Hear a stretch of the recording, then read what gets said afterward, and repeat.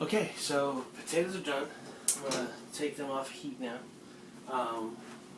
What I'm going to do is drain off excess liquid, not all the liquid, just I'm going to leave in enough that the potatoes are kind of sticking through the surface of the liquid.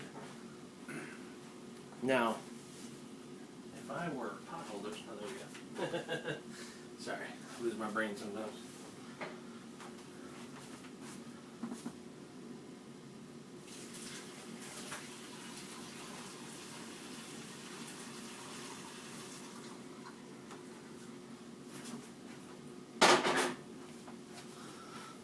Okay, so let's show you that. The potatoes are kind of sticking up through the surface of the liquid. That's kind of my reference there. I'm just gonna go ahead and add some cream to it. I don't have my mise en place. If you guys have been watching my videos, well, you might not find that funny. I tend to find myself funnier than most people do. And I pretty much eyeball just about everything that goes onto a top of a stove. Because this is heavy cream, by the way. Heavy cream. Well, I don't know. It's one of those things where you kind of do everything to taste as a chef, and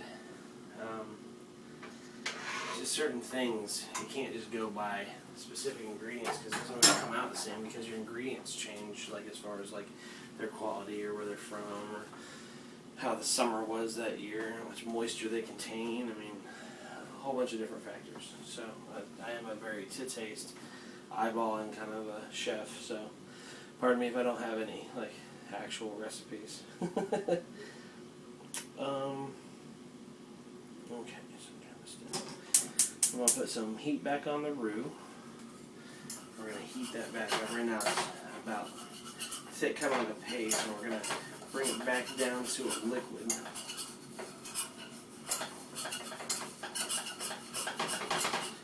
I'm not gonna add the roux to the soup. I'm actually going to ladle some soup, minus the potatoes, out into the roux first, and that's actually going to be a very thick, almost paste-like substance, and then I'm going to add a little bit more to thin that down some, and then add that to the soup, and that'll thicken the soup up. Okay?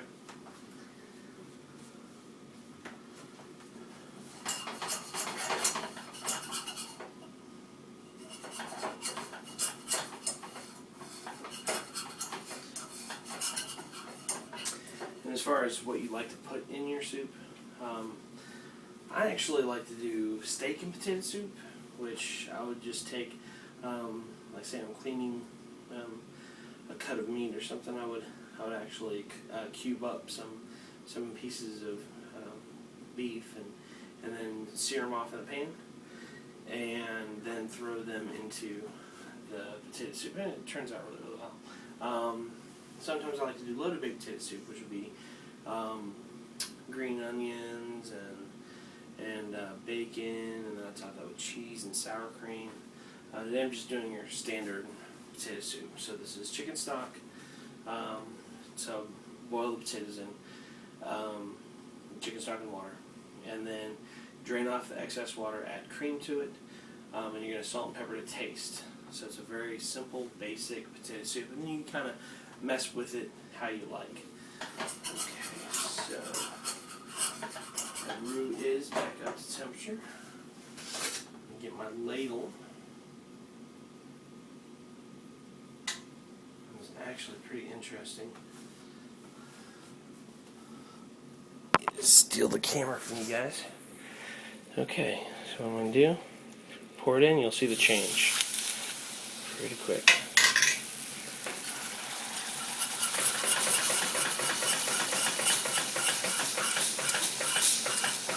See that? Turns it into a pretty thick paste really quickly. And this is one of the reasons why I have a roux whisk, so I can get into all those little corners. It's kind of nice to have. And take some more and ladle it into it.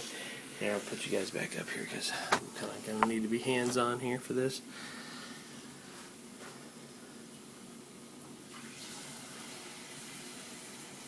And you're going to whisk out you might get lumps in it. You're going to whisk all those out. You're not going to want to add lumps to your soup.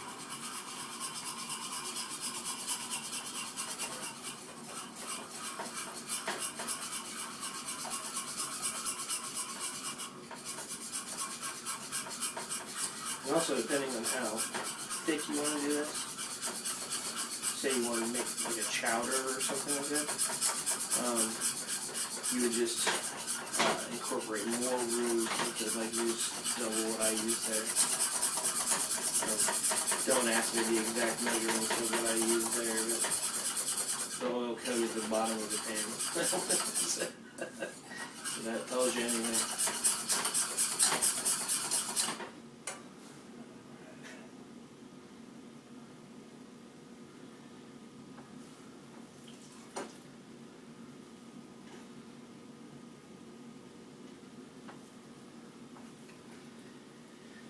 There's another popular thickening agent, and it's called a slurry.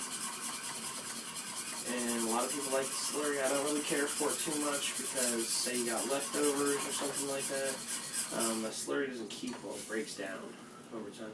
A roux actually will stay thick in your fridge. Sometimes even thick enough more than you want. There's also a great way to make like an Alfredo or something like that too. So I just think a roux with milk, Parmesan cheese, you pretty much have your Alfredo there.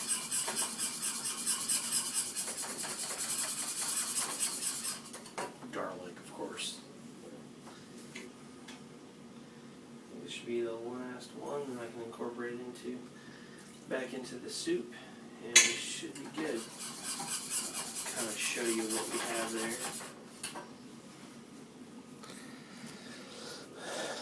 Alright, so I'll bring this down quite a bit, and still much thicker than a nice coating. So like if I come over here to the pot where the potatoes are now in kind of a cream water, you'll see that that cream liquid doesn't really stick to the ladle too much at all. See? And I take this, it actually has like a little film. So you see it's a substantial bit thicker, and it will actually get even thicker than that once I add it to it. I'm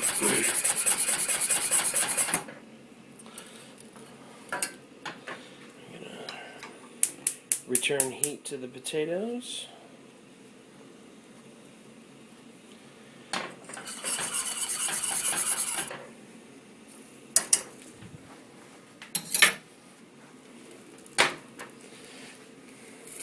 And a new roux liquid to the soup mix. Turn the heat off of that. Oh, took the heat off the tomatoes there for a second. Don't need that. Okay.